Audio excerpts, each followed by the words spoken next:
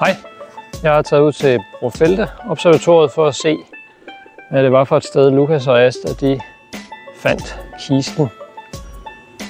Og det bliver spændende at se, om der gemmer sig andre skatte her, eller om de har taget det hele.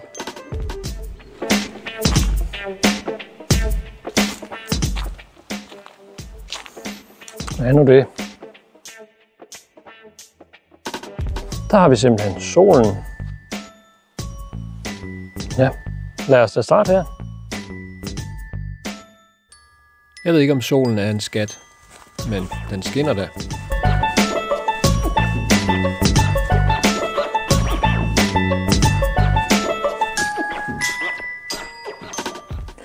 Og vi er lige der på jorden.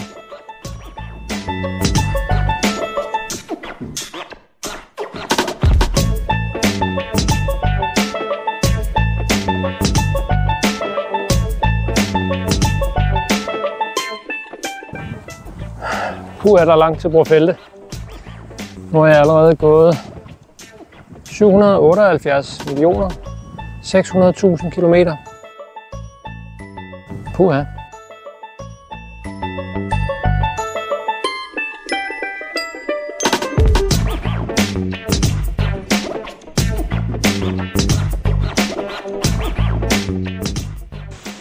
Hernede kunne der jo faktisk godt ligge et par krokodiller.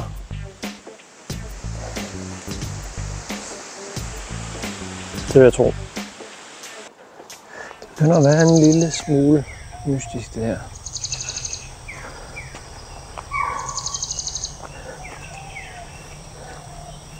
Er jeg i en jungle, eller hvad?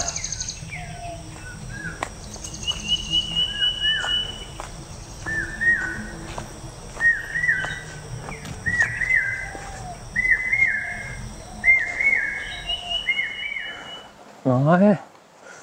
Jeg tror, vi er på sporet af noget.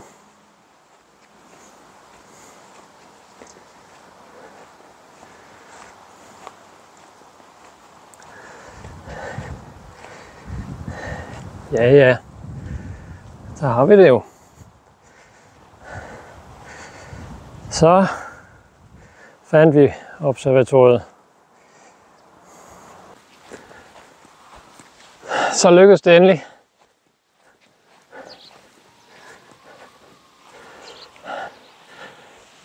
Sådan ser det altså ud. Brofelte Observatoriet i virkeligheden.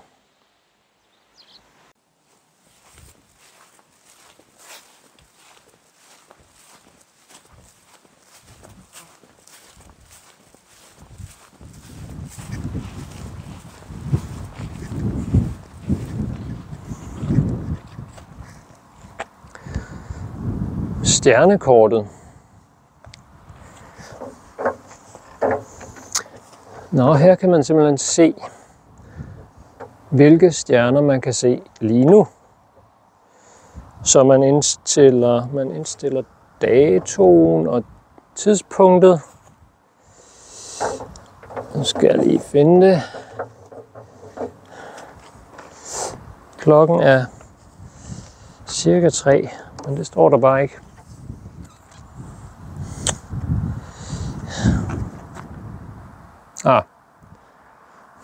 Det giver god mening. Man kan ikke se stjerner nu. Men så kan man se dem her.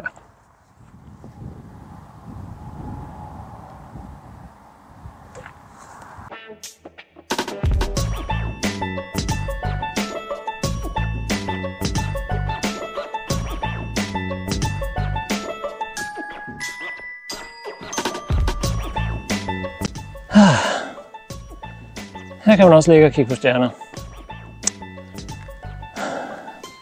Bare ikke lige om dagen. Hvis man skal finde en skat i Brofelte, så skal man komme, når det er mørkt og stjerneklart. For den rigtige skat i Brofelte, det er jo stjernehimlen, som glimter og lyser oven over hovedet på en. Hvis man kommer om vinteren, kan man være heldig at se Orion, det stjernebillede, som Lukas og Asta fandt i stjernesalen.